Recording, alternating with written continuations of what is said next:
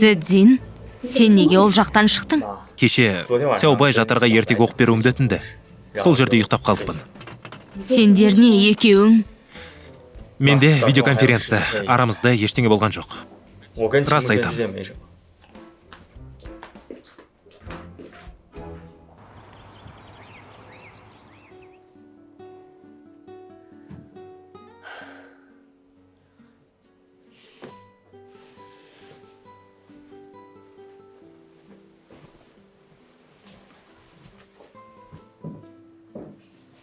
Сингсуань, кеттік. Цзин, сен әлі таңға ішіп пе едің? Компанияда іше салам.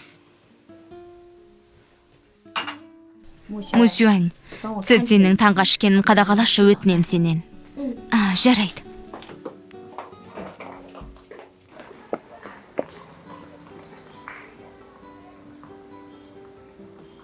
Қасыма отыр.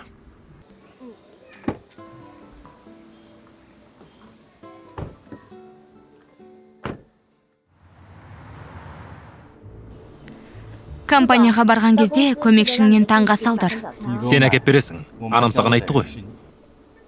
Мен оған көмектесіп жүрсем, оның қарым қатынасы мынандай.